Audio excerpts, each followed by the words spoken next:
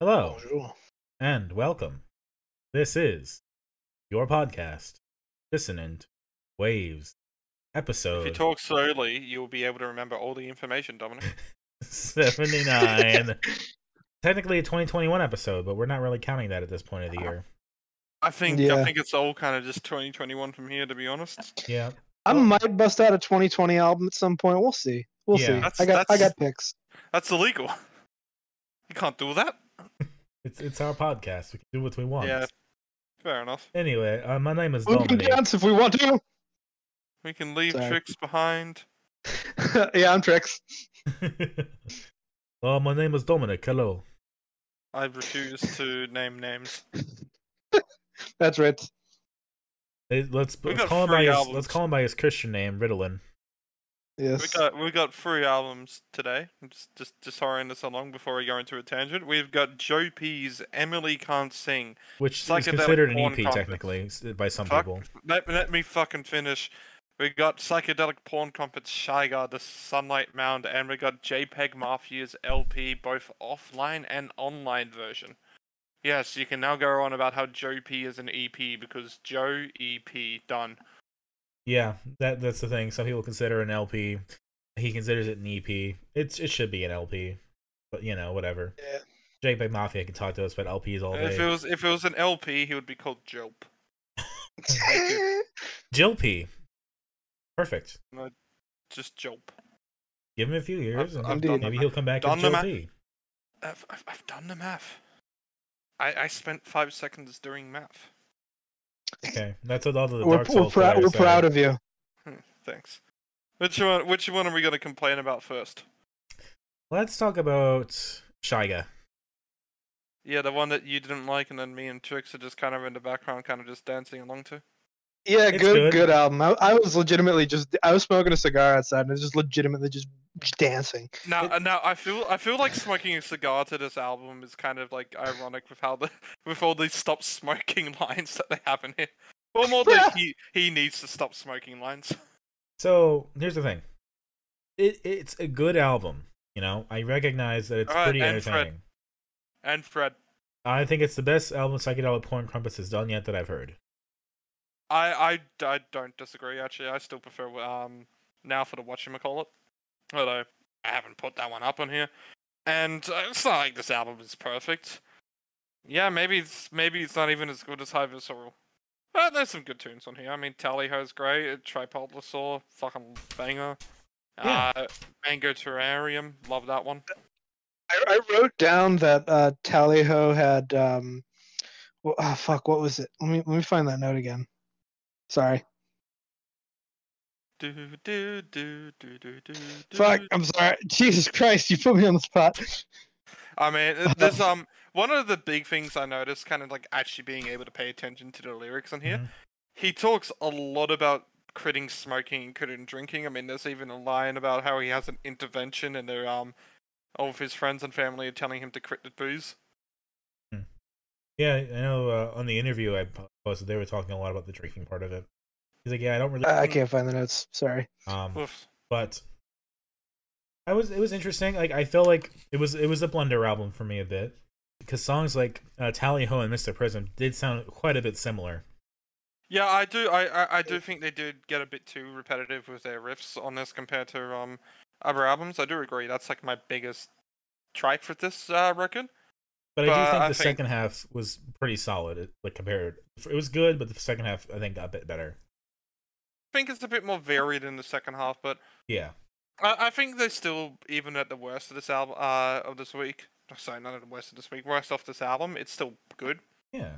Although the peaks aren't as great as, say, like a Cornflake or a Hymn for a Droid.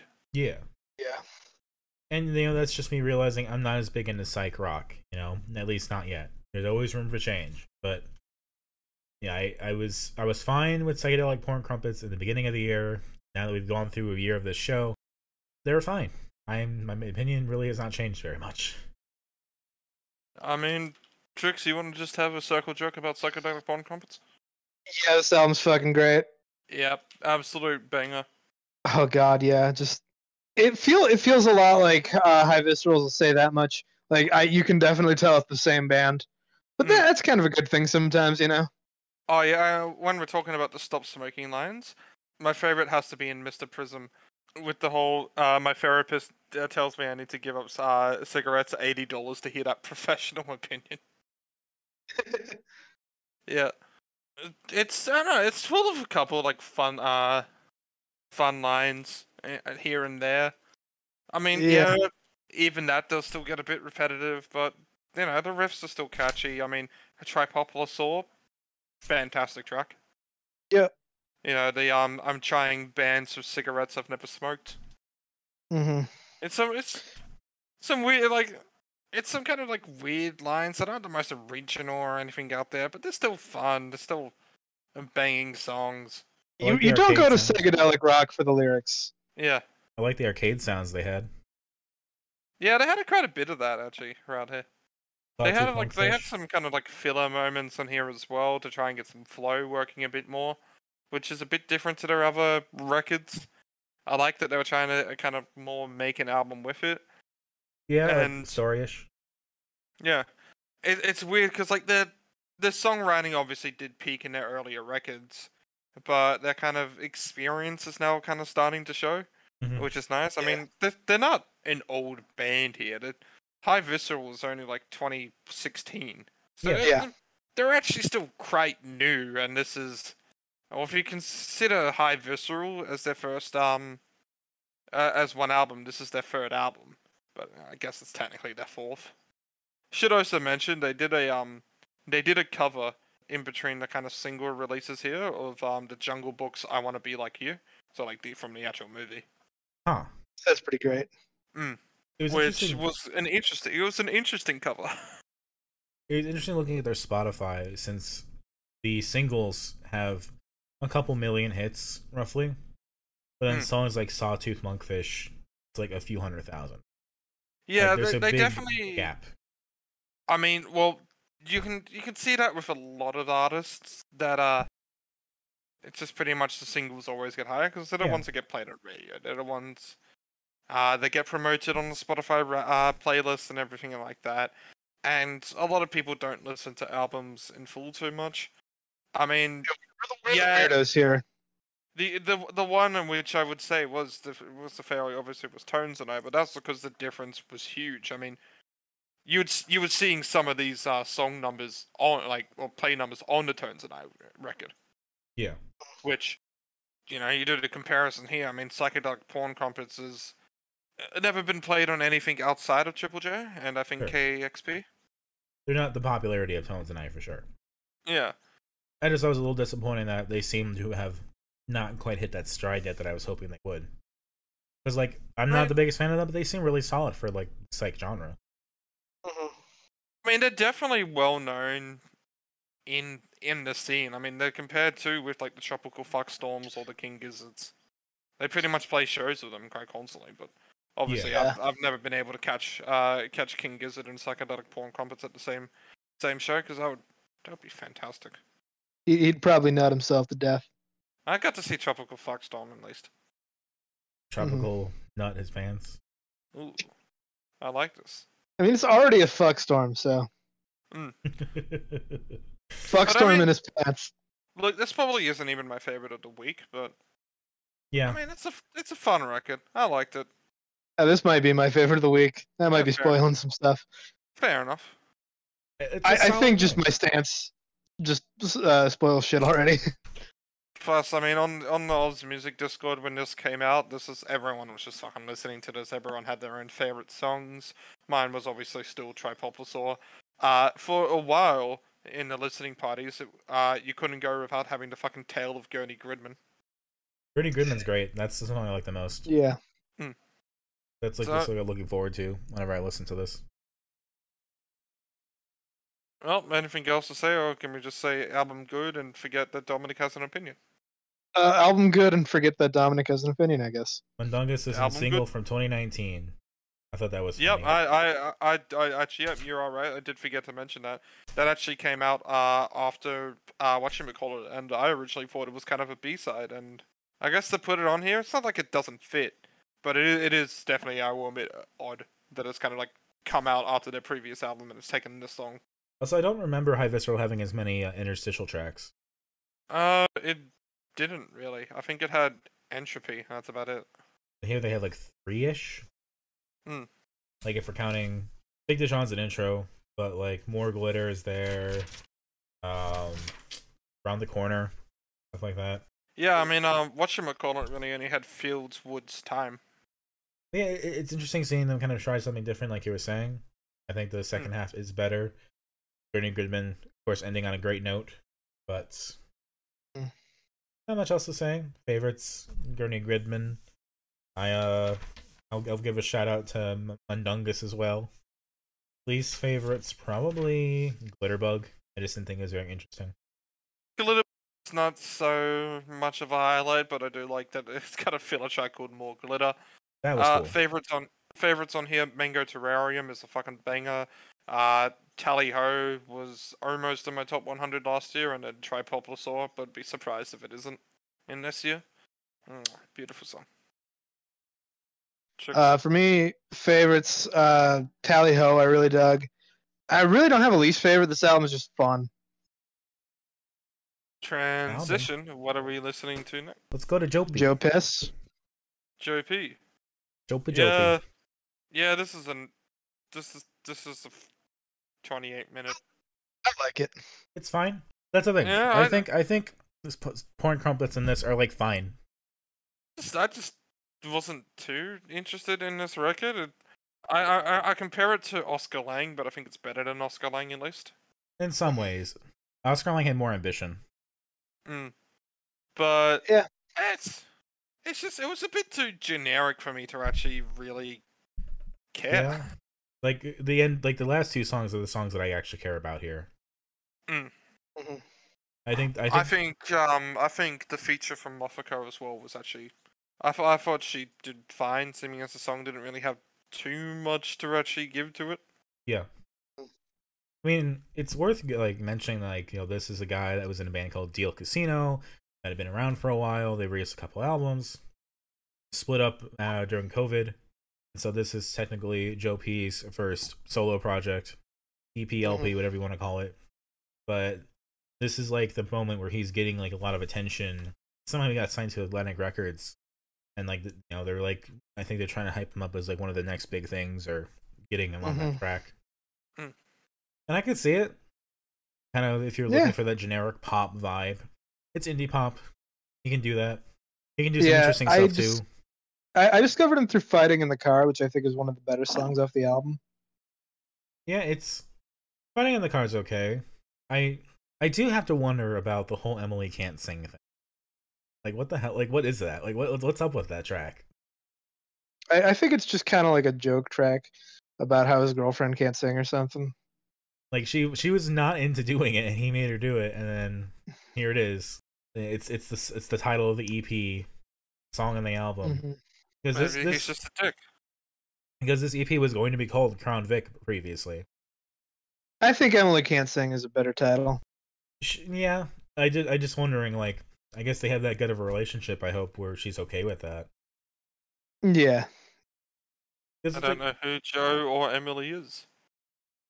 Who is Joe? The artist. Joe. Yes. Joe was his name. Padilla, something like that. Joe Perella. That's his name. He was in a band with like his brother and stuff for a minute. He did support Middle Kids. So if you know, we've talked about Middle Kids for a second on the podcast, you know, there's some connection there. He was another artist discovered on TikTok. Yeah. He's really hyped up by people like Zane Lowe. So you heard Fighting in the Car, it's probably because of something like that. Like every fucking press release. It just came on my radio. Every fucking press release references the same shit, references the same quotes.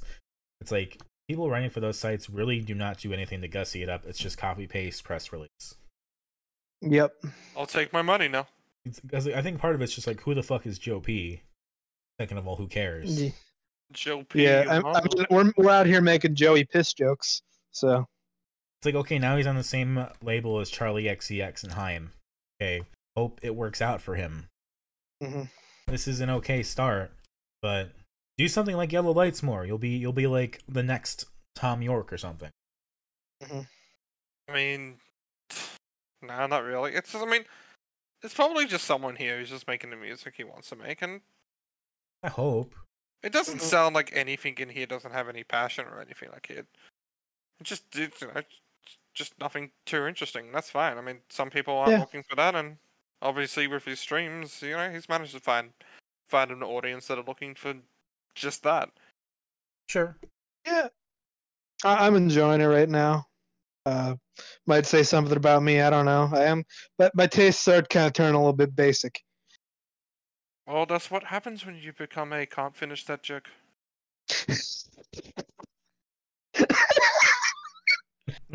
The fuck? Sorry, that caught me off guard. Thank you. I'll be cancelled next week. That's what happens when you become. You've already been canceled like 3 times, man. That's what happens when you become a resident of rural Indiana. You become a basic bitch. Yeah. You got all that corn and land and cows to deal with. You got no I time. own a pair of Uggs, guys. You have no time for analyzing them psychedelic riffs. I have a pair of Ugg boots, guys. Didn't you have those for a while? I did. I got them before I knew I was trans. So, I mean, that's nothing new to the palate. That's not helping or hurting your case. They are like the most comfortable fucking boots I've ever worn, though. This is unrelated post I'm just looking at on Reddit at the moment, and someone screenshotted fucking 20 of the NFTs, and they're all the fucking monkey ones. Oh fucking god! Like fucking Bored Apes. Fucking, it's also shit. How is this? This has to be a scam, man. This has to be. Oh, money it is. It totally is. Like the art isn't even good. Make a good art. It's all AI made, don't you know, Dominic? It's all made by computers. And even if it isn't, it's just by artists who know it's a scam and don't really care, which is fine, I guess, if you need to get that bread or whatever. Technically, all images you see on the computer is made by the computer because that's how it fucking works. Hey, fuck you. You know what I fucking mean. We turn a pixel into light, man. We've done it. If Jimmy Fallon's hopping on board, you know it's time to get off the NFT train. Oh god, yeah. Oh, that's right. Fucking. Have you seen the fucking the NFTs of the mushrooms? No. God, it's also shit. How did we as a society decide this was the next step? Because people are desperate to make crypto a thing so they can get their bread. So God, yeah. You need an art movement to go with crypto to make it seem more credible. And every artist worth their shit is like, fuck that. Yeah, and some are gonna get the money, which, I can't be too mad if you're a poor, struggling artist, but also, come on. I can make furry porn. Just draw furry porn. Just I can make you two pics. cringe right now. Oh fuck. So it's this picture of a Discord big chungus kind Fucking of thing. Jesus Christ. Oh And my it says fucking god. This image is an NFT. God, I canceled my Discord Nitro. I never had Discord Nitro. I got it for free. Yeah, I never had it either. It's not worth it. Let's just hopefully you clone that guy out of the server. Mm-hmm. This wasn't for me. This is someone else. Like, not from that. No, it's one of those classic images that just been shared around. Because it turns I out, think it's probably shopped. yeah, but it's still funny as shit. It is. Oh yeah. Snipping tool wins every time. Mm-hmm. NFT, Anyway, Joe P. Joe P NFT, yes. Yeah. I quite like Joey Piss. His EP NFT Can't Sing. God. That's about it. I guess that's all we have to say about Joe P. Yeah, I always liked Joey Pants in The Matrix. Joey Pantoliano is a really great actor. I'm surprised by his transition to music, but here he is. Out of New Jersey, of all places. Fuck New Jersey. Sorry, that was just I couldn't hold that one back. That one's just in my blood. Yeah, trigger the New Yorker. That's the only safe thing to trigger people on anymore is their state biases. Yeah. I do think Yellow Lights is a great tune. really much better than anything else here. It is a Tom York ass track. He could re-record it and put it on an album of his. Be a great addition. He would mix it differently. I can imagine the mix Tom York would do in my mind, where his voice would be a bit higher and put over the instrumentation a bit more. But good song. I hope he continues to explore that avenue. Fair enough. I quite like this album. I guess I'm just a basic bitch now. That's fine. Going to California, respect the classics. Oh yeah, it's a pretty decent cover too. Like he's no Heron Hogg. What's his name? Robert Plant. Jesus Christ. Robert Plant. my brain went to his bulge and then his hair. So bulge and curly hair. Yes. Yeah, that's all that Robert Plant is. Bluegrass bulge. Yeah, yeah. So he's no Robert Plant, but it's a good track. I quite liked "Off My Mind." It is a song about like, oh, I can't live without you. I'm gonna kill yourself. But like, I think it's a fun song. You know, when we asked for industry plants, we didn't realize the biggest one was just standing right in front of us. His name is Robert. Yeah. Incredible. And then what's his last name again? Joey Plant. Yes. Really haven't got much to say What is about this podcast? What even fucking is this podcast? We're just a mess. This is gonna be a short episode. Probably. Like I said, favorite tracks Going to California, Yellow Lights. That's all I got to say about it. Really, the rest of it's whatever. Going to California. The one I just said, Off My Mind, and I really don't have a least favorite. I'm just a basic bitch now. The vocal stuff on Off My Mind wasn't bad. I'll say that. Yeah. I'm not really interested enough in this album to have a favorite or a least favorite. Give it enough listens and just yeah. Zane Lowe apparently compared it to Not a Surf and Weezer, which don't quite see it, but hey. No, don't see it at all. I feel like that's what you just say when you haven't actually listened to the record. Yeah, I think you're right there. Sure. I was talking about listened. It sounds like Toad the Wet Sprocket to me. You haven't listened to Weezer. Yeah. I haven't listened to enough Not a Surf, but I feel like they're still a little too alternative for this. Yeah, I checked out one of their albums recently. It was pretty interesting. I've really only heard Popular. Maybe I'll have to cover them sometime. Well, to see if Zane Lowe was right. Anyway, anything else anyone has to say about that album? Did we miss anyone's favorites, least favorites? No. No, not really. All right. Now let's go to fucking Peggy. JPEGMafia. LP. I prefer the offline version. Yeah. The offline version fucking rocks. I preferred the online version. Get out. Because there was less to listen to? No, I just listened to the extra tracks offline after I listened to online, so that might just be why.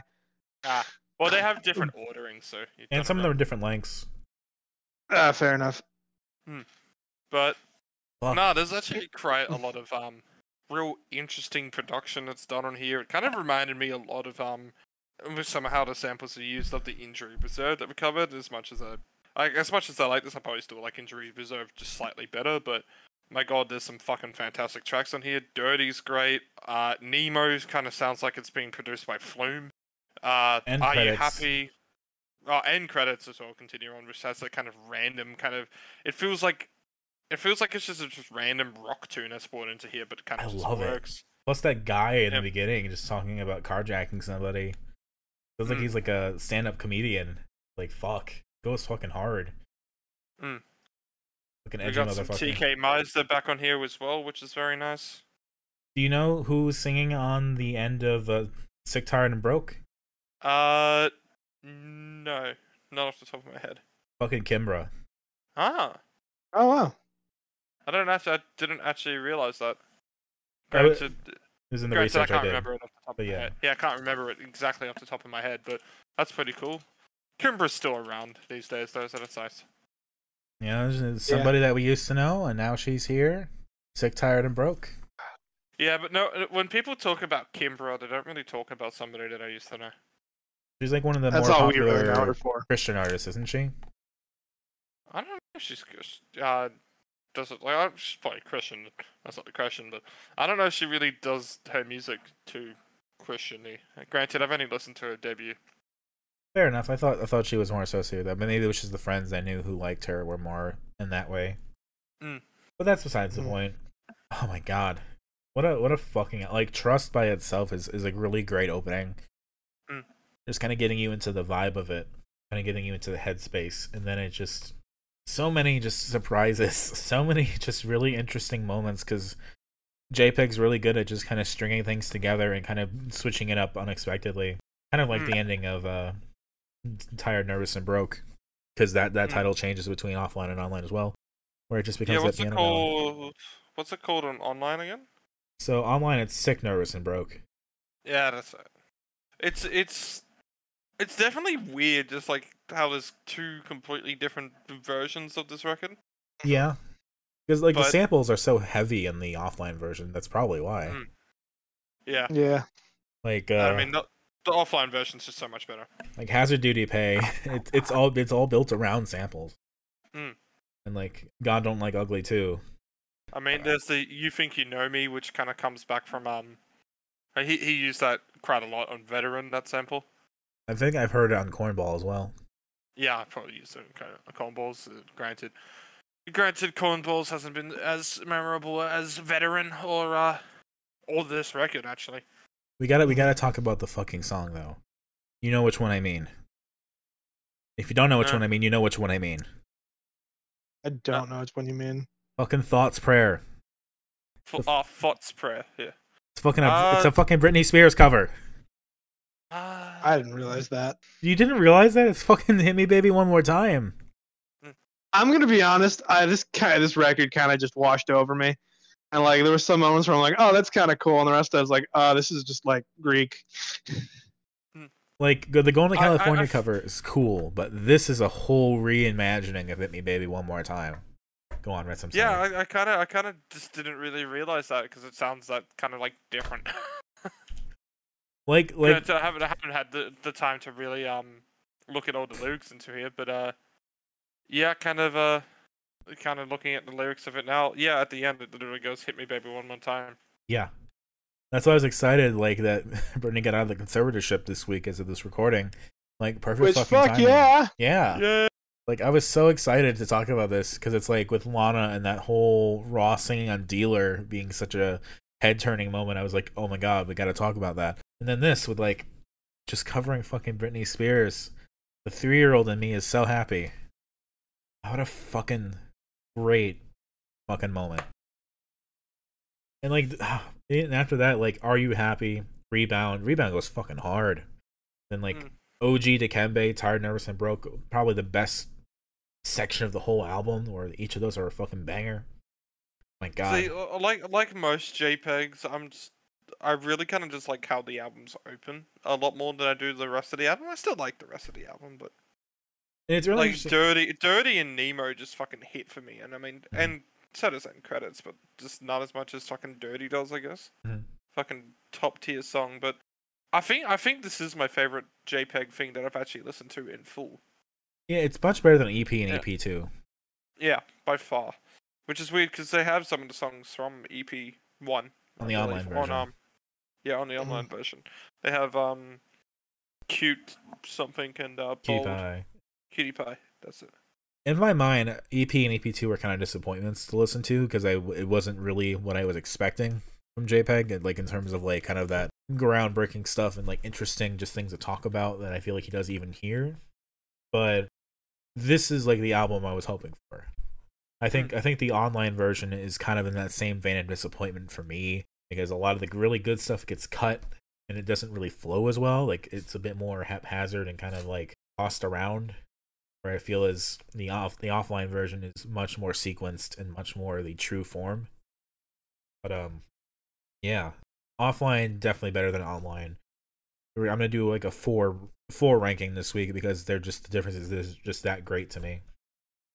I guess I'm in the weird for like an online a little bit better, but that I just take that to me not knowing hip hop. I'll tell you that. I mean, the big difference is that the actual songs, are different on online and offline. It's not just the actual songs, Because yeah, there are all those differences in the samples that are a bit. Yeah, like they're a damn bit damn hard to damn explain. doesn't have Yeah. that damn damn damn sample in it, for example. Yeah, Mm. gotcha. Or like fire emoji becomes kissy face emoji in the conversion. I did listen to like those conversions. Which I would love to know why that got changed. But Mm-hmm. I mean that song seems to be about really thirsty guys like hitting up women's DMs, so maybe that makes sense. Yeah. Again, my eyes just kind of glazed over on this album. It's just not for me. I did think it was fun that my iPod is so old that it doesn't recognize emojis. It's pretty great. I've been trying to figure out where to put that on Reddit. Like it just blank space track lists.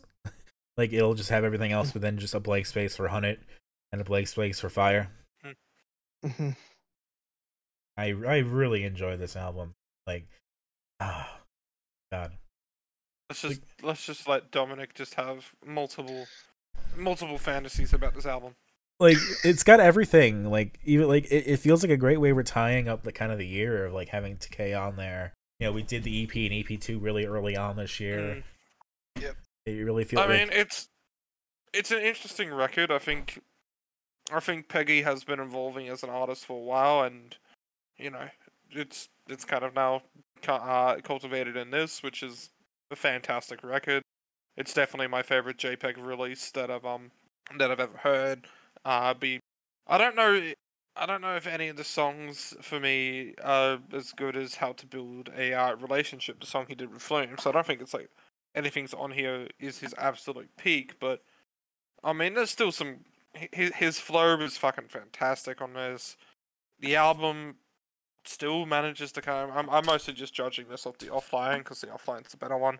It still manages to kind of consistently be an album flow into one track into another. Sometimes it's a bit odd what the next song is, but it's not.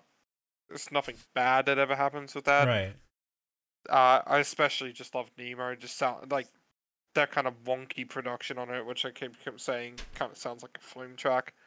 It's a fantastic effort that he's put out this late in the year, and honestly, it wasn't really much build up going into this as well, this is the great part. I mean, All My Heroes Are Cornballs had this whole kind of build up for a long time, where he was talking about how all the artists who listen to it get disappointed with the album, and his whole joke was, "I'm going to disappoint you with this album," and it now actually feels like a disappointment having listened to this. Because this is just so much better than All My Heroes. Like it just sounds like he's really coming into like embracing a lot of things he really likes or means something to him, focusing on specific things. So that's like the marching, the drill sergeant calling out, something like that. And it puts Nice and BMT in a very different direction for a minute there. Mm-hmm. This is a short episode. Yeah. Yeah. I'm sorry. This album just really wasn't for me. I think we're gonna have a varied ranking this week though. Yeah. My favorites are Dirty, End Credits, Are You Happy? Least favorite? Yeah.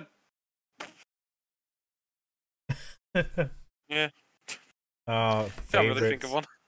Favorites from me, Thoughts Prayer, Dikembe, Tired, Nervous, and Broke. Least favorite, probably BMT, or I don't know, Are You Happy? But I also like them still. Like this is gonna be one of the bigger albums for me of the year. Like it's not a perfect album by any means, nothing like that, but it's one that I enjoyed listening to quite a bit throughout the week, especially compared to the other two. Yeah. I don't really have a least favorite, and I really started to dig the album when it got towards the end of the offline version. So like Cutie Pie through Bald remix is where I started kind of like turning on and being like, oh, this is kind of good. The songs that you've heard before. Yeah, that might explain it. Like Bald's great. I don't think really Cutie Pie. No, actually, Cutie Pie is probably my least favorite on the online version because I don't really think it fits the flow of the album. I think it's a bunch of different song production wise. Bald seems to fit okay though, and the remix is fine, but I just don't know if Cutie Pie really fits in. Yeah, I agree. That's fair. Okay, that we finished that in less than 40 minutes. I guess we talk about what's up next week. All right. Before you picked, shouldn't we do the rankings? Oh, sure. Oh, yeah. Yeah. We forgot about the rankings. We got so I get so hyped about doing a short episode. Anyway, I'll go first. My number 3 is Joe P. Number 2 is Psychedelic Porn Crumpets. Number 1, Bullet. Well, number 4, Joe P. Number 3, Psychedelic. Number 2, online version of JPEG. Number 1, offline version of JPEG. Number 3 is Joe P. Number 2 is Psychedelic Porn Crumpets, and number 1 is offline JPEG. I refuse to acknowledge the online version. Mine is number 3 at JPEG, number 2 at Joe Piss, and number 1 at Psychedelic Porn Crumpets. Cool. Anyway, as we were saying. So I listened to Hushed and Grim, and it sucked fucking ass. Mastodon really peaked with, what was their album after Blood Mountain? Fucking Crack the Sky. So instead, I'm sticking with the doom metal, and I am going to be doing Monolord's new album, which is, if I can pull it up, I'm forgetting it off the top of my head. It is Your Time to Shine. I can't wait to get bored again. Prepare for some sledgehammery riffs. Actually, it's only 38 minutes. I might enjoy this one. It's only 5 songs. Yay! Okay. You can go first. I don't really have a surprise, but you can go first, Dominic. I would like to do something a bit simple this week. Kind of give me a week to prepare before I go crazy again the last couple weeks. This next week, I'm going to do the other album I've been planning to do all year as soon as I heard it was announced. The Aubrey's album, Karaoke Alone. Hey. Hey. Finn Wolfhard's band putting out an album. We're going to listen to it. Indeed.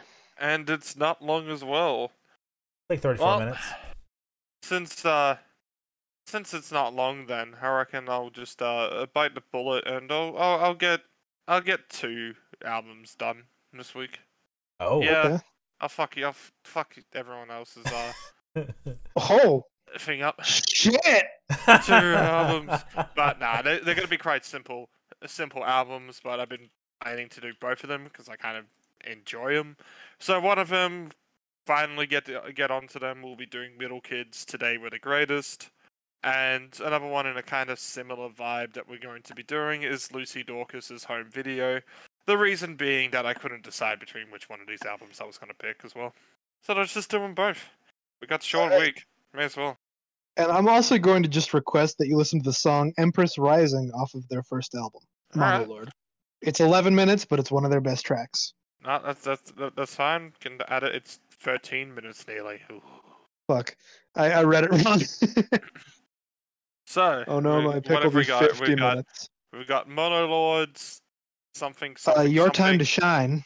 We've got the Aubreys, something. Karaoke Alone. We have Middle Kids, Today We're the Greatest, and Lucy Dacus, Home Video. To put that into simpler terms, Monolord's Your Time to Shine, the Aubrey's Karaoke Alone, Middle Kids Today We're the Greatest, and Lucy Dacus' Home Video. That's gonna do it, I guess, for Dissonant Waves this week, weirdly enough. Short week. We've had a lot of long ones recently, so I guess one short one's not gonna hurt us. Does anyone have anything else to say? No. Album's pretty good. Can I get this under 40 minutes in editing? That's my question.